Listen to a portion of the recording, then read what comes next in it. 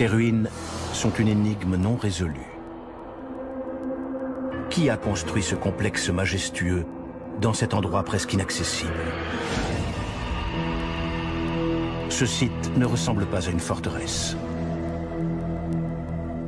En revanche, on y trouve quantité de fontaines et de petits bassins, de temples et d'hôtels, tous taillés dans le granit. Comment ce peuple a-t-il pu créer un tel chef-d'œuvre? Et dans quel but?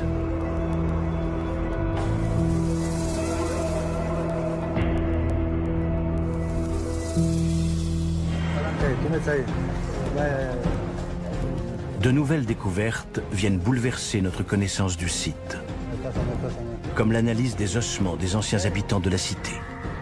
Ce type de blessure indique l'utilisation d'une arme. Très probablement une arme de guerre. Il y a d'autres indices à la base de la ligne de crête où se dresse la cité, et même sous la cité. On en sait désormais un peu plus sur les momies des empereurs. L'ensemble de ces révélations permettra-t-il de percer le mystère du Machu Picchu?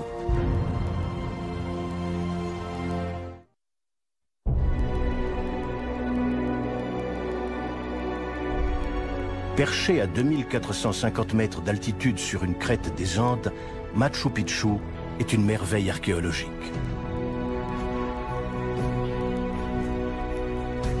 La cité se compose de plus de 200 constructions finement taillées dans le granit. Certaines sont des maisons, d'autres des temples. Les édifices sont disposés autour d'un rectangle vert d'un demi-hectare. Ils sont alimentés en eau par un savant réseau de rigoles et de fontaines.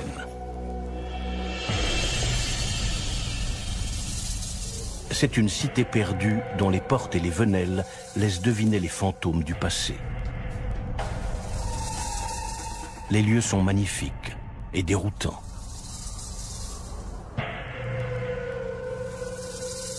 Mystérieusement, les murs et les parois ne portent aucun indice écrit. Nulle gravure suggérant une activité. Au point le plus élevé, le mystère s'épaissit encore. Une pierre finement taillée domine la cité.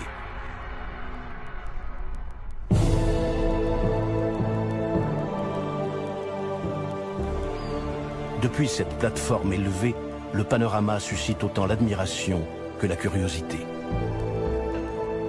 Comment les bâtisseurs ont-ils fait pour hisser des roches massives jusqu'à cette altitude?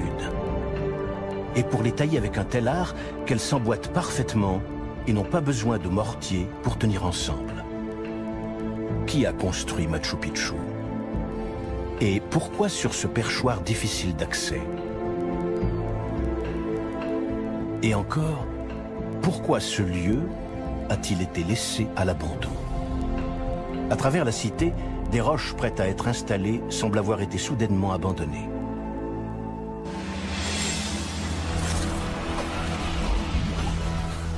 Depuis quelque temps, de nouveaux indices apparaissent. Certains se dévoilent dans la cité même lors de nouvelles fouilles. D'autres gisent au pied de Machu Picchu. Des scientifiques explorent pour la première fois ces zones envahies par la végétation. Les mystères de la cité hantent depuis longtemps Fernando Astete, directeur du parc archéologique de Machu Picchu. L'héritage culturel qui nous est laissé ici n'appartient pas seulement aux Péruviens, mais au monde entier.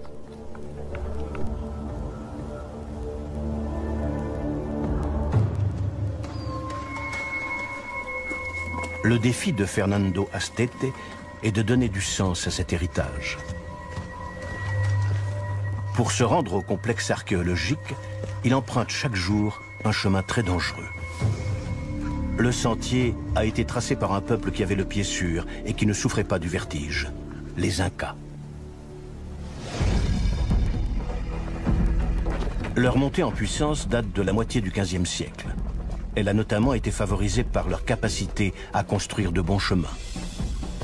Une grande partie de leur réseau routier, long de 16 000 km, existe encore aujourd'hui. D'autres indices montrent que les Incas étaient d'excellents ingénieurs et bâtisseurs. Leurs terrasses, leurs canaux prouvent une grande maîtrise dans la conception d'ensembles complexes. Plus extraordinaire encore, les Incas ont accompli ces prouesses sans connaître la roue, sans disposer du fer et sans posséder d'écriture. Les Incas utilisaient toutefois un outil pour calculer, le quipu. Il était constitué de cordelettes portant différents nœuds. Mais les Incas n'ont laissé aucune trace de leur mode de vie ou de leur histoire. La plupart de nos connaissances émanent des témoignages des Espagnols qui ont soumis les Incas au XVIe siècle. Mais les récits des conquérants sont contaminés par leurs préjugés envers les Incas. Guaman Poma, un artiste Inca, nous propose une vision différente de ses ancêtres. Poma est né peu après l'arrivée des Espagnols au Pérou. C'était un observateur qui avait un pied dans chaque univers.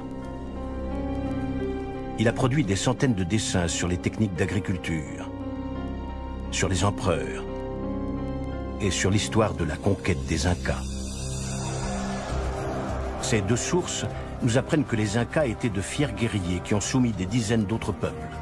Ils ont ainsi créé un des plus vastes empires de l'histoire de l'humanité. Il s'étendait sur 3800 km².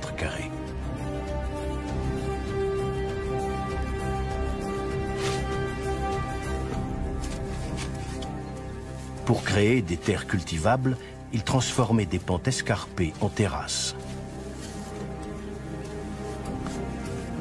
Selon les spécialistes, les surfaces cultivées à l'époque des Incas étaient plus importantes qu'au Pérou aujourd'hui.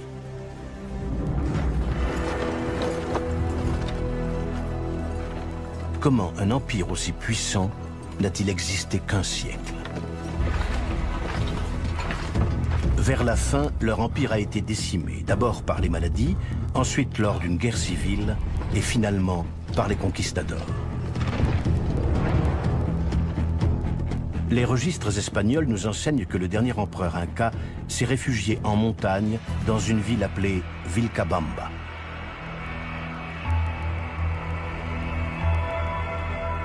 Les Incas ont défendu Vilcabamba avec succès durant 35 ans.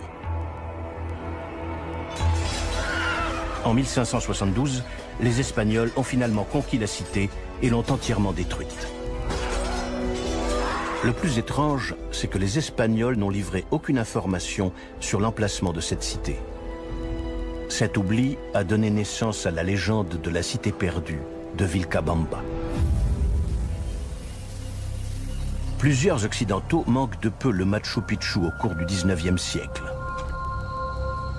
350 ans après la chute de l'Empire Inca, l'explorateur américain Hiram Bingham lance une expédition pour retrouver la cité perdue. Le matin du 24 juillet 1911, arrivé au sommet d'une crête avec son appareil photo, Bingham entre dans l'histoire.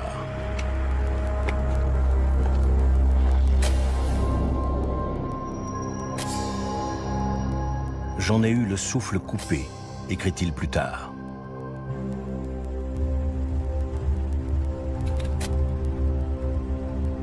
Les photos de Bingham sont parmi les toutes premières à immortaliser le moment même d'une découverte.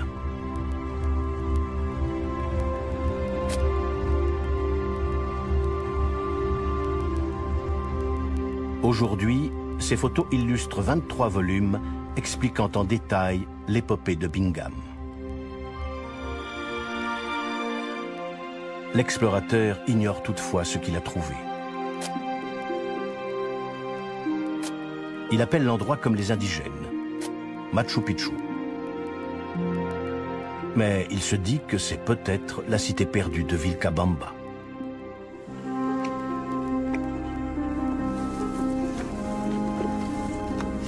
Un an plus tard, après avoir mis au jour plus d'une centaine de tombes avec ses assistants, Bingham pense tenir une preuve.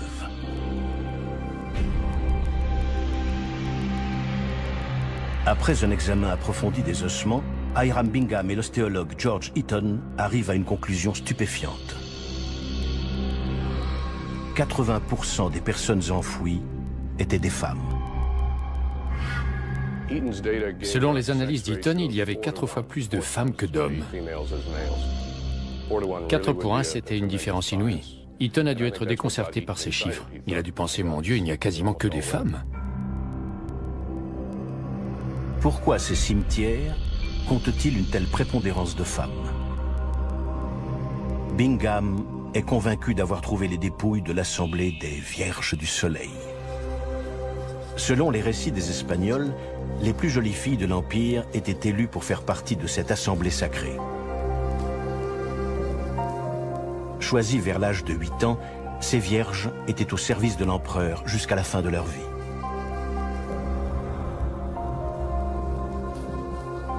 Bingham suppose que lorsque le dernier empereur inca s'est réfugié dans la montagne pour échapper aux Espagnols, il aurait emmené toutes les vierges sacrées. Tout semble concorder. S'il s'agit bien des squelettes des vierges, alors cette cité spectaculaire dans les cieux doit être Vilcabamba. Dans son esprit, il a dû voir une sorte de grand tableau magique et romantique, et il a dû se dire que ça ferait un roman fantastique. Publié dans le National Geographic en avril 1913, l'article fait sensation dans le monde entier. Du jour au lendemain, Hiram Bingham devient une star. Seul problème, sa théorie va se révéler complètement fausse. Des fouilles effectuées dans d'autres ruines incas montrent que les Espagnols profanaient systématiquement les lieux sacrés des Incas.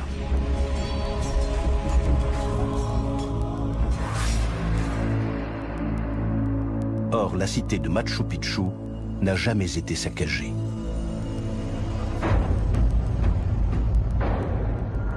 La preuve qui réduit la théorie de Bingham à néant se trouve dans les ossements mêmes. L'anthropologue médico-légal John Verrano a analysé tous les squelettes mis au jour par Hiram Bingham et sa conclusion est sans appel. Il y avait autant d'hommes que de femmes. On est loin du ratio de 4 femmes pour un homme. Pour déterminer le sexe d'un squelette, il faut le comparer avec ceux d'un grand nombre de groupes ethniques et raciaux. George Eaton connaissait uniquement les squelettes européens et africains. Les habitants des Andes sont plus petits et moins robustes. Je suppose qu'il s'est uniquement fié à la taille des os. Il a dû se dire, cet os est petit, il s'agit donc d'une femme. Les os mis au jour par Bingham appartenaient aussi à des enfants. Or, les vierges n'étaient pas des enfants. Je n'ai trouvé aucune preuve confirmant l'idée qu'il s'agirait des Vierges du Soleil. On peut donc exclure cette hypothèse. Sans les vierges ni le moindre signe de destruction infligé par les Espagnols, la théorie de Bingham s'effondre. Ce n'est pas Vilcabamba. Alors, de quelle cité s'agit-il?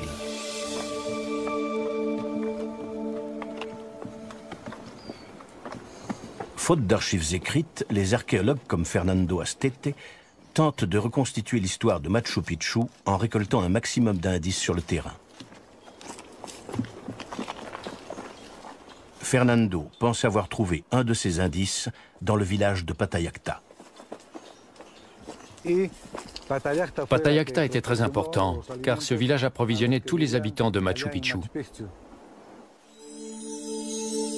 Patayacta se trouve à quelques heures de marche de Machu Picchu, le long du chemin principal des Incas. C'est l'endroit le plus proche de Machu Picchu pour pratiquer l'agriculture à grande échelle.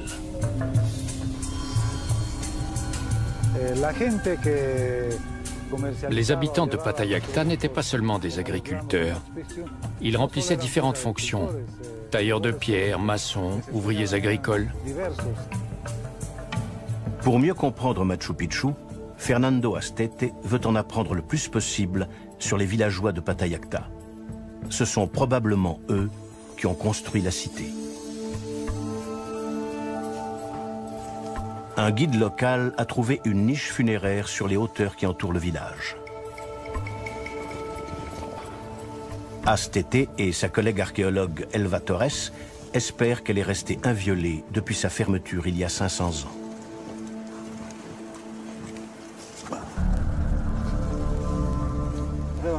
Hola, ¿qué tal, Richard? ¿Qué tal? ¿Qué tal? ¿Y la tumba? Sí, claro, porque podemos empezar ya a hacer apertura. Podemos aperturar, sí. Richard, tú tendrías que... Está bien. Siempre es importante saber. Avant que la tombe soit ouverte, le guide quechua fait une offrande de feuilles de coca aux esprits du site funéraire, comme le faisaient ses ancêtres incas.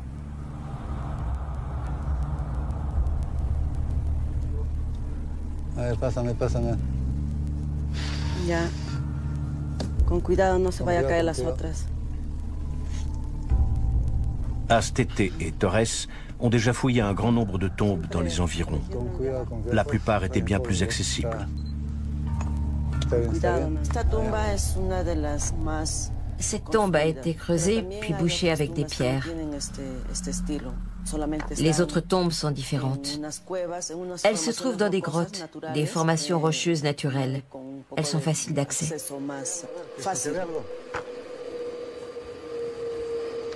¿Qué hay? ¿Se ve algo?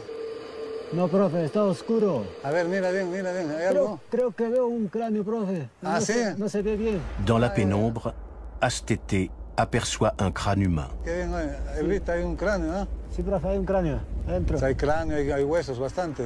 Qué bien. Mucho hueco. Ya está, a los costados, con cuidado. Ya llego. Ya estás pisando, ¿no? Con cuidado. Sí, ya entré. Ya, qué bien. Elva Torres pénètre dans la cavité exiguë. Elle fait une découverte remarquable. On dirait qu'il y a plusieurs individus.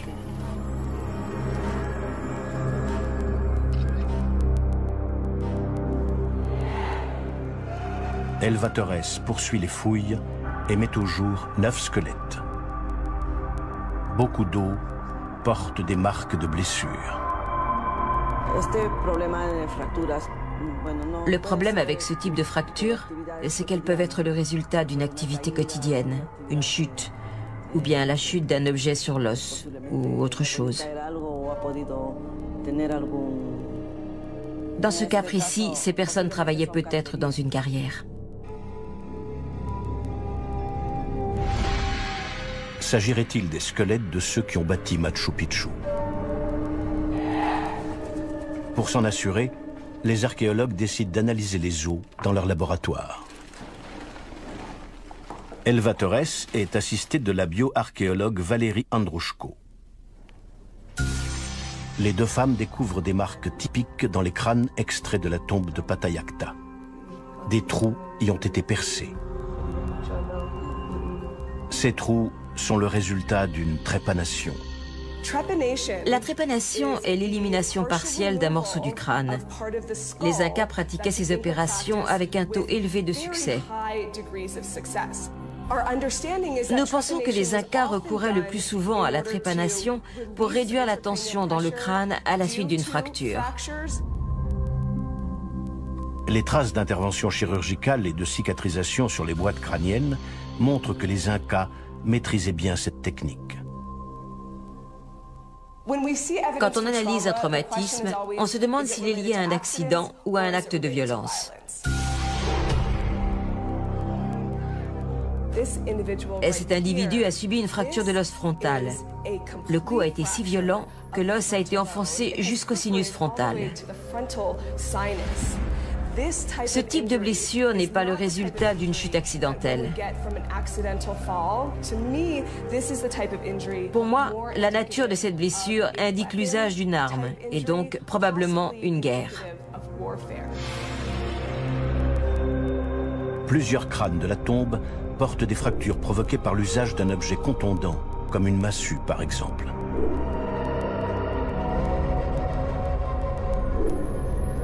On peut donc conclure que ces squelettes étaient ceux de guerriers, pas d'ouvriers. Peut-être que ces individus étaient chargés d'assurer la défense du village ou même de Machu Picchu.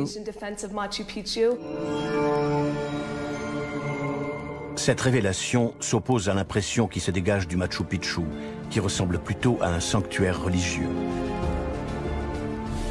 La cité est dominée par des temples et des autels sacrés. le temple des 3 fenêtres, le temple du Condor, ainsi nommé à cause d'une pierre taillée qui aurait la forme du grand rapace des Andes, le temple du Soleil, un édifice finement poli construit sur une roche qui s'illumine lors du solstice. Et, à l'endroit le plus élevé de la cité, une pierre dressée appelée Intihuatana, ce qui signifie lieu où le soleil est accroché. Alors, la cité de Machu Picchu était-elle une forteresse ou un centre religieux?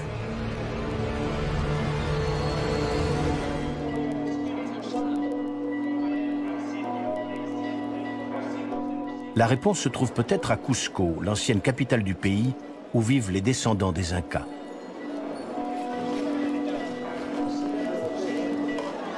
Chaque année, à l'occasion de la procession chrétienne du Corpus Christi, des statues de la Vierge Marie et de 15 autres saints sont portées de la cathédrale jusqu'à la place centrale.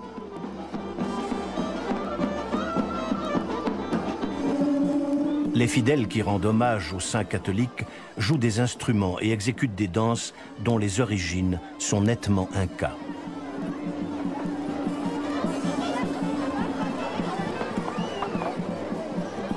La procession du Corpus Christi est l'adaptation chrétienne d'un rituel inca. Il y a 500 ans, les Incas effectuaient déjà des processions dans la cité de Cusco. Mais ils ne portaient pas de statue des saints. Ils portaient les momies de leurs empereurs, qu'ils révéraient comme des dieux.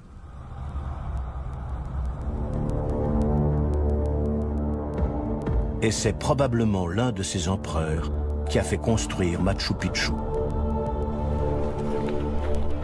La qualité du travail de maçonnerie suggère qu'il s'agissait d'une cité impériale. Selon Fernando Astete, la construction de Machu Picchu a dû prendre au moins 50 ans. L'Empire Inca n'ayant duré qu'un siècle, les archéologues se sont concentrés sur les premiers empereurs. Dans ses récits, le père jésuite espagnol Bernabé Cobo parle d'un chef dynamique qui a fondé l'Empire Inca. Cet empereur s'appelait Pachacutec. Mais jusqu'ici, personne n'a jamais réussi à prouver que Machu Picchu était l'œuvre de Pachacutec. Son nom cache cependant un indice. Pachacutec signifie « celui qui réforme le monde ». Pachacutec était l'équivalent d'Alexandre le Grand pour les Incas. C'est lui qui a déclenché l'expansion de son peuple au-delà de la région de Cusco. L'Empire Inca a commencé à engloutir des régions où les Incas n'avaient jamais mis les pieds.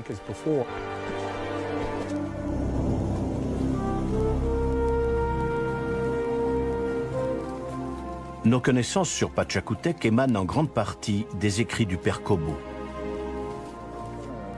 Le père Cobo est arrivé au Pérou à la fin du XVIe siècle, après la conquête espagnole. Ses chroniques sont basées sur les entretiens qu'il a menés avec les descendants des Incas.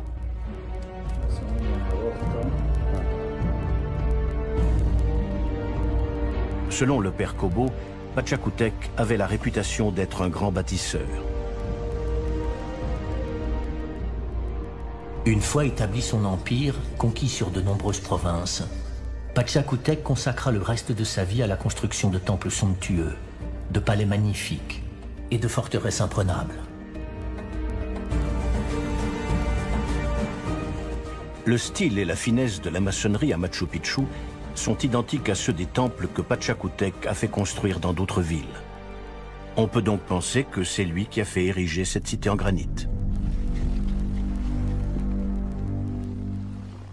Un registre espagnol appartenant aux archives coloniales de Cusco apporte une preuve plus probante encore sur le lien entre Pachacutec et Machu Picchu. Daté de 1568, le registre signale que la ville de Pichu est dirigée par l'Inca Yupanqui, surnommé Pachacutec.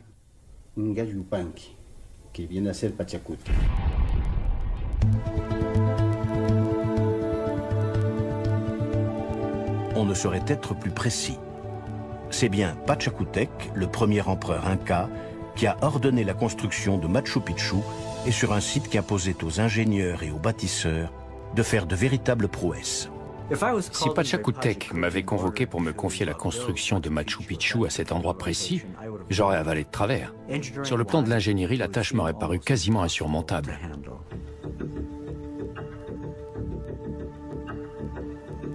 Au bout de 15 ans d'études, le paléohydrologue Ken Wright et son équipe d'ingénieurs ont été en mesure de comprendre les techniques mises en œuvre par les Incas pour mener à bien ce chantier hors norme. La paroi escarpée n'est pas le seul problème. La région de Machu Picchu est régulièrement frappée par des pluies torrentielles qui déclenchent des glissements de terrain. Sans compter les 2 lignes de fractures sismiques de part et d'autre du site qui n'en font pas un lieu idéal pour ériger une ville en granit.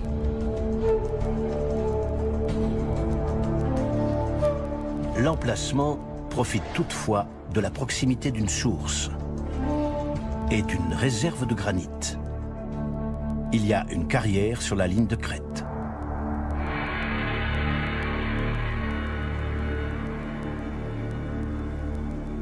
Avant de passer à la phase de construction, les ingénieurs incas ont consolidé la montagne.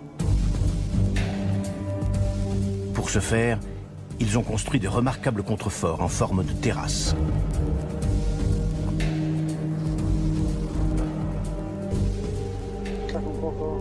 Au cours de leur descente en rappel, les assistants d'Astete découvrent des centaines de nouvelles terrasses cachées en contrebas. En général, quand les gens parlent de Machu Picchu, ils pensent aux édifices en pierre sur la crête. Or, une telle structure se construit à partir de la base. En d'autres termes, il faut commencer par les terrasses. Les terrasses sont fondamentales pour la cité de Machu Picchu. Bien que certaines aient été utilisées pour faire de l'agriculture, l'objectif premier des terrasses était de servir de soutènement tout en drainant les immenses quantités d'eau de pluie. La pluviométrie ici est de 1930 mm par an. C'est énorme dans cette région. C'est 2,5 fois plus d'eau que n'en reçoit Chicago. Si elle ne retenait pas toute cette eau, les pentes de la montagne se transformeraient en boue et Machu Picchu glisserait dans la vallée. Pour éviter cette catastrophe, les Incas ont construit un système de drainage très sophistiqué. Le sommet de chaque terrasse est constitué d'une couche de terre arable d'excellente qualité. Sous la terre arable, une couche de sable et finalement des fragments de roche. Les terrasses sont des sortes de galeries de filtrage. Même quand les pluies sont torrentielles, il n'y a jamais d'inondation, car l'eau est absorbée par ces 3 couches différentes. Au lieu de dévaler les pentes, l'eau s'infiltre lentement dans le sol, ce qui limite aussi fortement le phénomène d'érosion. Après avoir mis au point ce système, les ingénieurs incas ont lancé la construction des terrasses en partant de la base de la ligne de crête.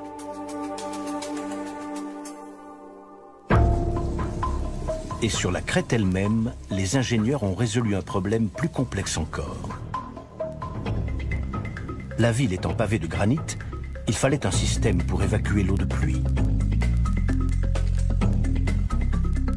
Les Incas avaient trouvé une solution extrêmement astucieuse.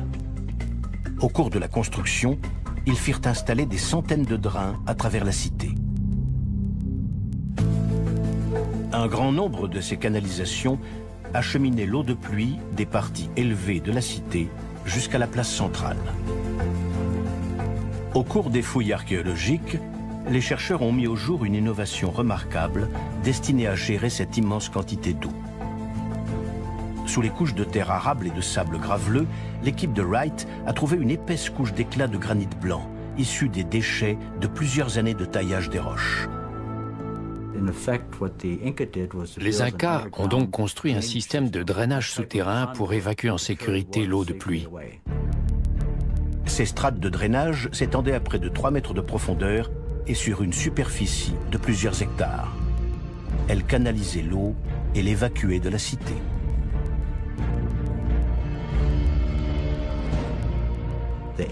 Les ingénieurs incas ont consacré 50 à 60% des travaux à effectuer des aménagements souterrains et à consolider la base de la crête afin que Machu Picchu puisse exister pour l'éternité.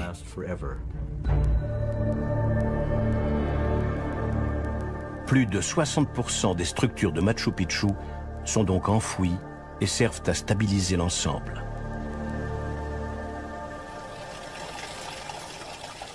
Si les Incas ont rivalisé d'astuces pour évacuer le trop-plein d'eau, ils ont aussi construit des fontaines pour profiter du précieux liquide.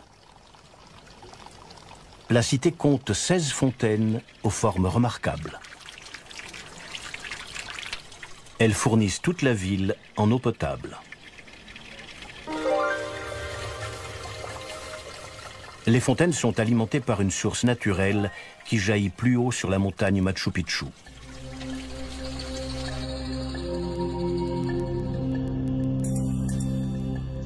Les Incas creusèrent un canal entre la source et la cité.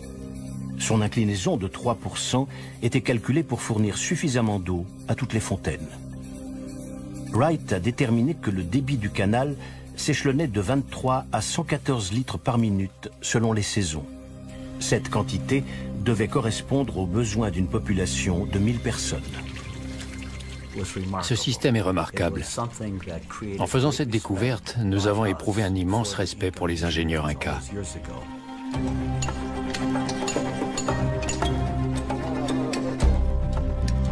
Fernando Astete et ses hommes partagent le même respect alors qu'ils restaurent à l'identique les édifices en granit des Incas. Sachant que les Incas ne disposaient pas d'outils en fer, comment faisaient-ils pour tailler le granit, une roche extrêmement dure? Des indices dans la carrière nous donnent une idée de la façon dont ils procédaient. Ici, nous découvrons la méthode classique utilisée par les Incas pour tailler la roche. Leur principe, c'était de marteler la roche jusqu'à obtenir un renfoncement, et le morceau ici finissait par se détacher. C'était un travail titanesque. Les Incas utilisaient la technique du martelage direct. Pour travailler une grosse roche, ils prenaient une pierre de cette taille et la martelaient de cette façon. Des fragments se détachent facilement.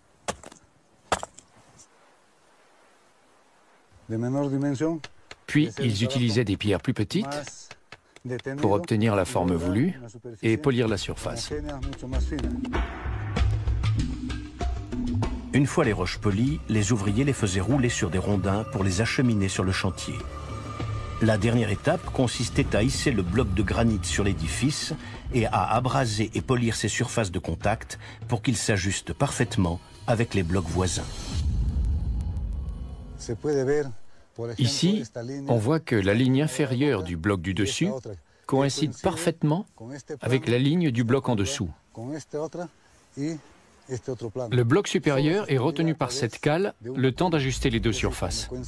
Ensuite, on enlevait la cale et les deux blocs de granit s'emboîtaient à la perfection. Ici, nous voyons deux saillies qui servaient à soulever le bloc afin de le mettre en place. Les ouvriers plaçaient des poutres sous les saillies afin de soulever le bloc de granit. Une fois qu'il était en place, les deux saillies étaient éliminées à coups de pierre, comme on peut le voir ici sur toutes ces pierres taillées. La finition était donc effectuée sur le site. Tenez par exemple, le coin de ce mur n'était pas terminé. Ce bloc devait encore être raccourci et poli pour que le mur soit achevé. La construction de Machu Picchu sur une crête des Andes témoigne de la grande maîtrise technique des ingénieurs et des artisans incas. Des centaines de terrasses font office de contrefort. Les murs de granit n'ont pas bougé d'un pouce depuis 500 ans grâce à un système de drainage des plus remarquables. La cité profite par ailleurs d'un ingénieux système de fontaines alimenté par l'eau d'une source qui jaillit plus haut dans la montagne.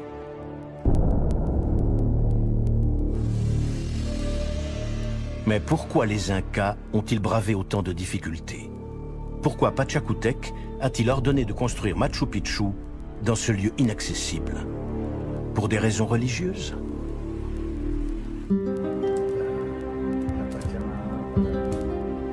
Ce que nous connaissons de la religion inca, nous le devons aux chroniques du père Bernabé Cobo, écrites après la conquête espagnole.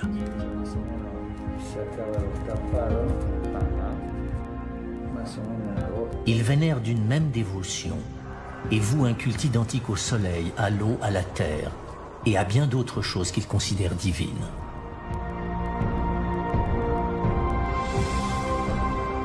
Pour les Incas, le soleil et les montagnes étaient des divinités qu'il fallait apaiser avec des rituels. Cobo a écrit qu'un de ces rituels consistait à sacrifier des enfants.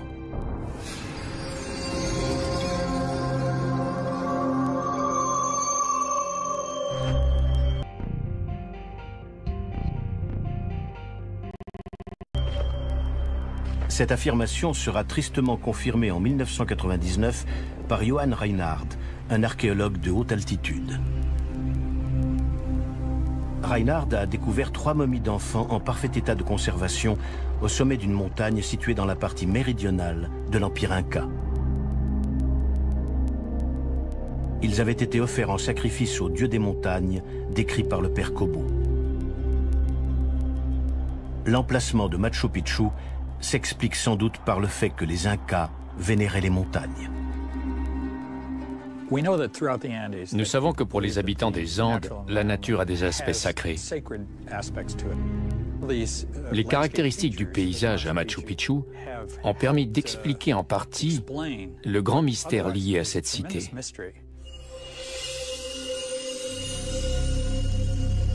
La théorie du paysage sacré suggère qu'en plus de vénérer le soleil, les rivières et les montagnes comme des dieux, les Incas puisaient leur force en se connectant physiquement avec eux.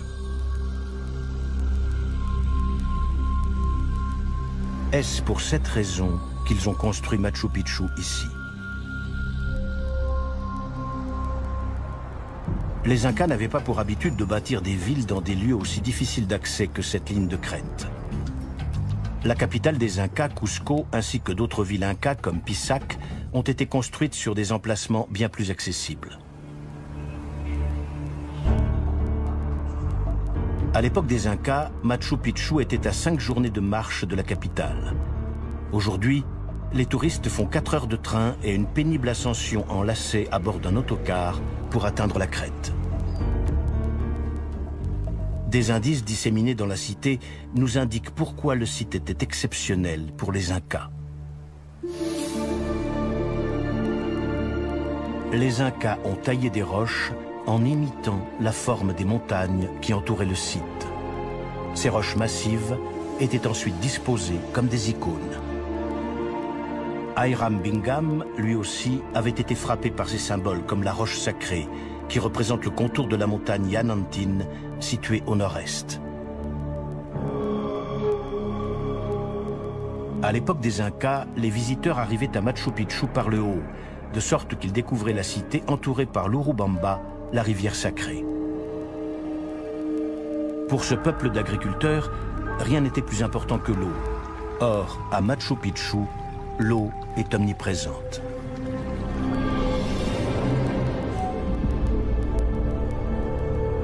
Un autre indice relie Machu Picchu au paysage sacré.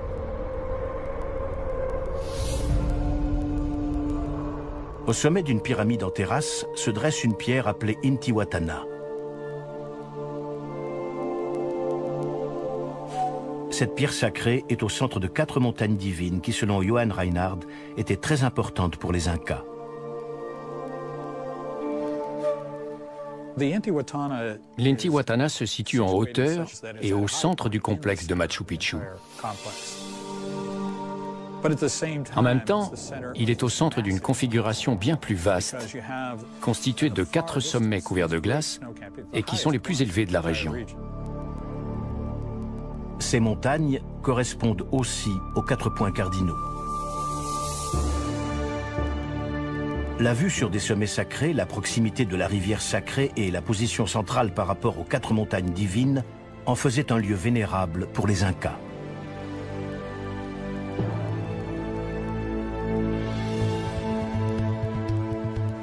Quelle était la fonction de Machu Picchu pour Pachacútec, le premier empereur Inca? Au plus haut poste de la cité, la résidence de l'empereur. Elle est située à proximité de la première fontaine. L'empereur disposait ainsi de l'eau la plus pure qui soit. La résidence impériale est proche des principaux temples. La cité faisait-elle fonction de cour impériale, de centre religieux ou de poste militaire? Le mystère demeure.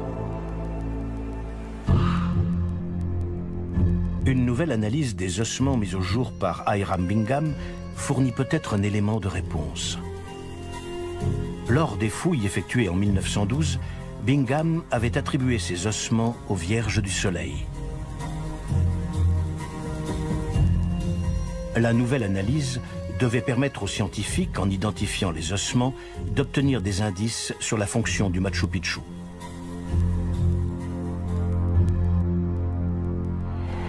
L'anthropologue John Verrano n'a trouvé nulle trace de blessures violentes. Il ne s'agit donc pas de soldats. Ces personnes ont été inhumées très simplement, sans mobilier funéraire de grande valeur. Ce ne sont donc pas des membres de la famille impériale. L'analyse des os a également dévoilé que ces personnes n'étaient pas des ouvriers. Elles faisaient partie d'une sorte de classe moyenne. Je n'ai pas vu beaucoup d'arthrose, même chez les adultes les plus âgés. Ces personnes n'étaient donc pas soumises à des tâches pénibles, comme tailler des roches ou les traîner au sommet de la crête. Il est possible de déterminer plus précisément leur identité en étudiant leur régime alimentaire à travers une technique appelée analyse isotopique. Les scientifiques commencent par désintégrer un échantillon d'os. Ensuite, ils cherchent des traces des composés chimiques alimentaires qui ont été absorbés au sein de l'os. Les particules de l'os contiennent un taux élevé de carbone 13, qui est la signature du maïs.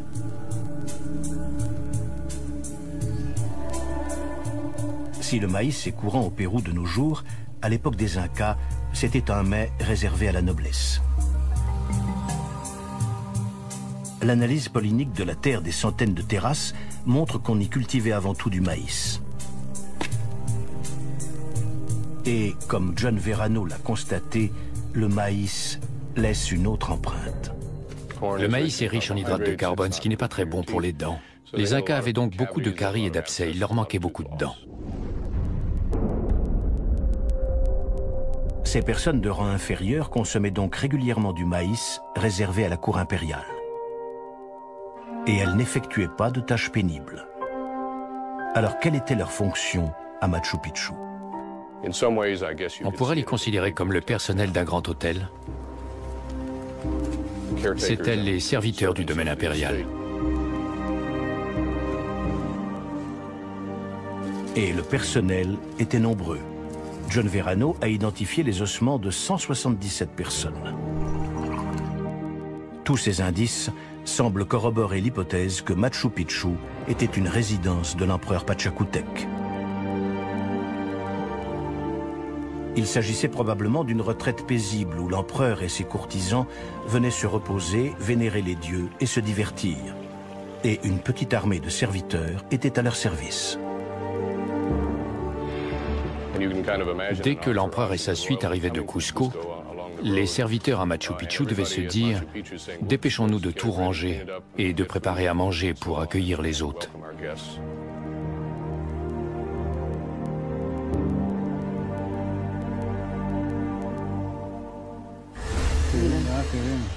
Mais les dernières découvertes dans le village agricole de Patayacta semblent contredire cette image paisible. Les blessures graves sur ces squelettes suggèrent que Machu Picchu a pu être lié à la guerre.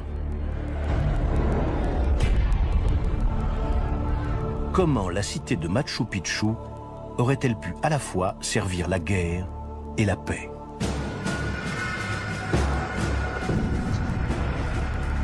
Selon les registres espagnols, les Incas ont conquis cette vallée une décennie après l'arrivée au pouvoir de Pachacútec. La cité aurait-elle été construite pour sceller la conquête des lieux? Les Incas étaient très doués pour la guerre psychologique. Ils ont décidé de construire cette somptueuse cité sur une crête élevée afin de faire impression sur les habitants de la vallée. La première chose que ces paysans voyaient le matin et la dernière qu'ils voyaient le soir, c'était la cité. Les Incas délivraient ainsi un message. La région nous appartient, nous possédons ces terres et nous contrôlons tous ceux qui y vivent. Machu Picchu était un des symboles suprêmes de la puissance inca. En faisant bâtir cette cité, Pachacútec voulait glorifier le talent de ses ingénieurs et réaffirmer les liens primordiaux des Incas avec les montagnes et les fleuves sacrés. Si cette cité était si importante pour démontrer la puissance religieuse et militaire des Incas, pourquoi les Espagnols ne l'ont-ils pas détruite, comme ils l'ont fait avec d'autres sites sacrés des Incas? Et pourquoi n'apparaît-elle dans aucun compte-rendu espagnol?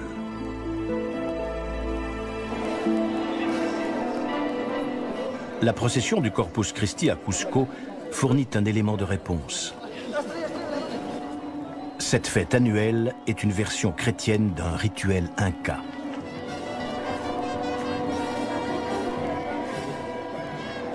Au cours de ce rituel, les Incas ne portaient pas des saints, mais des momies, surtout les momies de leurs empereurs.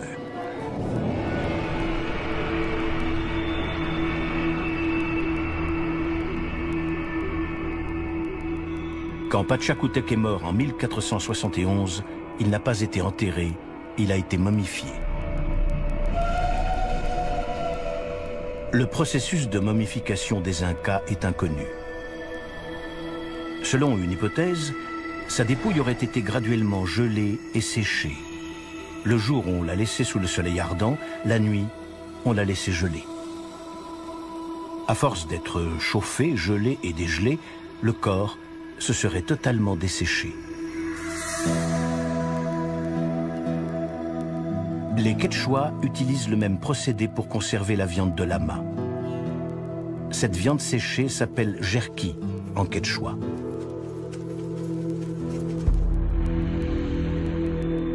Après avoir été momifié, Pachacútec n'aurait pas été enseveli dans une tombe. Il aurait continué à jouer un rôle actif dans la vie politique et religieuse des Incas. Des dessins effectués par l'artiste inca Guaman Poma confirment le rôle des momies à l'époque. Nous n'avons aucune momie d'un empereur inca, mais nous en avons des descriptions. Et nous savons qu'elles étaient exhibées au cours des fêtes les plus importantes. Nous savons aussi que ces momies avaient des serviteurs. Ces derniers chassaient les mouches et faisaient des offrandes de nourriture et d'eau aux momies.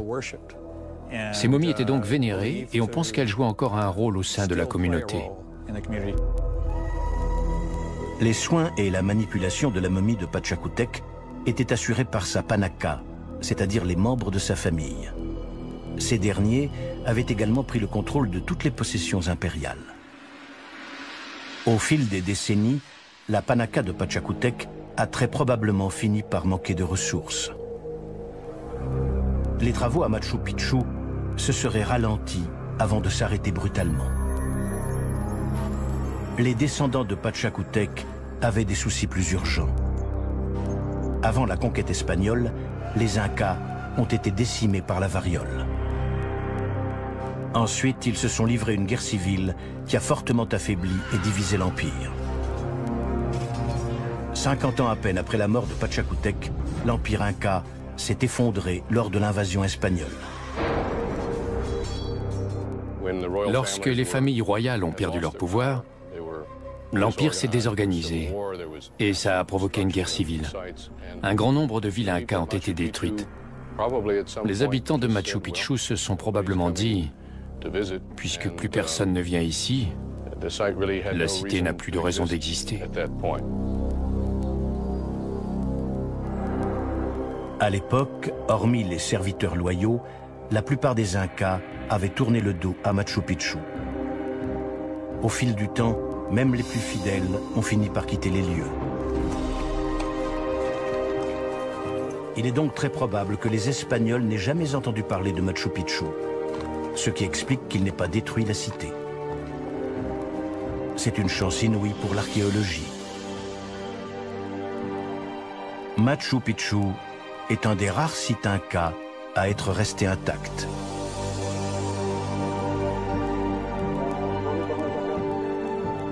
Grâce aux technologies modernes et aux fouilles futures, les archéologues espèrent un jour percer les derniers secrets des fantômes de Machu Picchu.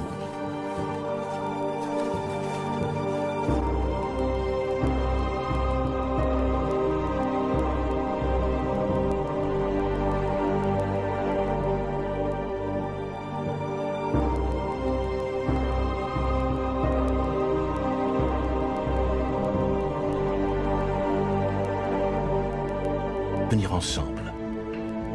Qui a construit Machu Picchu? Et pourquoi sur ce perchoir difficile d'accès? Et encore, pourquoi ce lieu a-t-il été laissé à l'abandon? À travers la cité, des roches prêtes à être installées semblent avoir été soudainement abandonnées.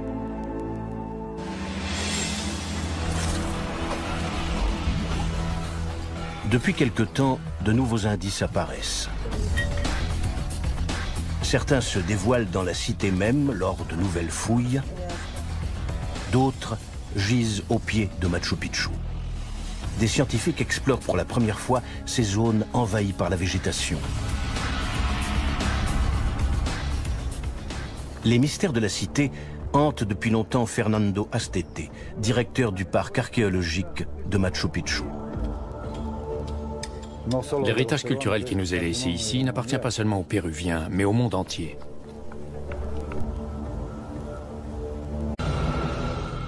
Ces ruines sont une énigme non résolue.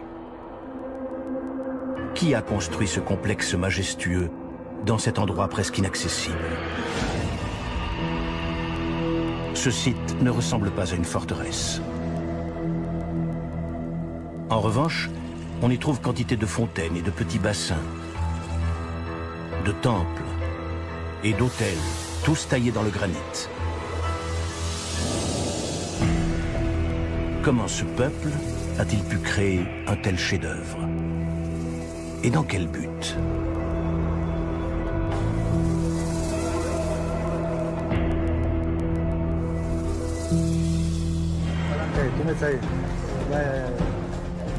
De nouvelles découvertes viennent bouleverser notre connaissance du site, comme l'analyse des ossements des anciens habitants de la cité. Ce type de blessure indique l'utilisation d'une arme. Très probablement une arme de guerre.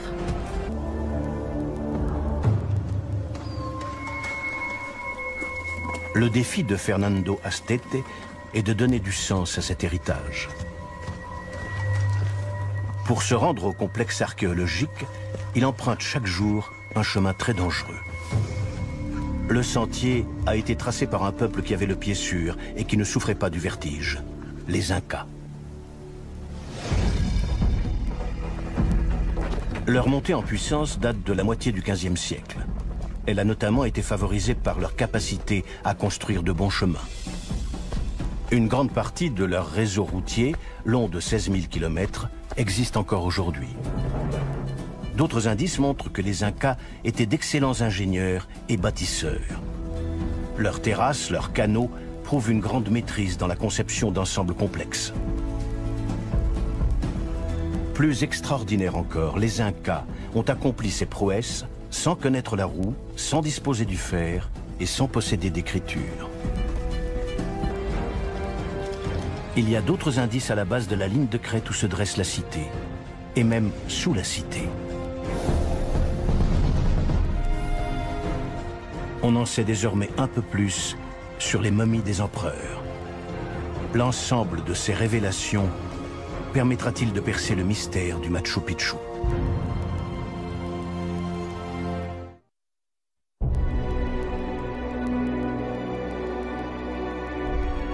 Perché à 2450 mètres d'altitude sur une crête des Andes, Machu Picchu est une merveille archéologique.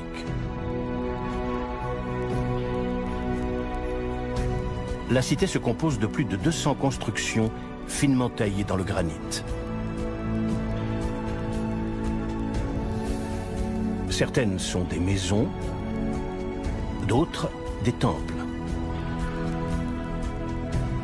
Les édifices sont disposés autour d'un rectangle vert d'un demi-hectare. Ils sont alimentés en eau par un savant réseau de rigoles et de fontaines.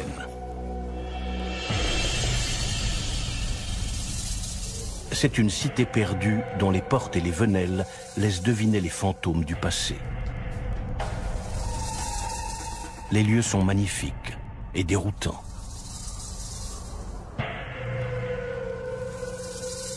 Mystérieusement, les murs et les parois ne portent aucun indice écrit. Nulle gravure suggérant une activité.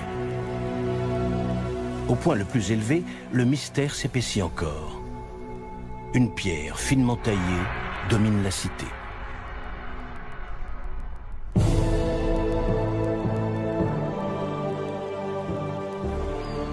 Depuis cette plateforme élevée, le panorama suscite autant l'admiration que la curiosité. Comment les bâtisseurs ont-ils fait pour hisser des roches massives jusqu'à cette altitude? Et pour les tailler avec un tel art qu'elles s'emboîtent parfaitement et n'ont pas besoin de mortier pour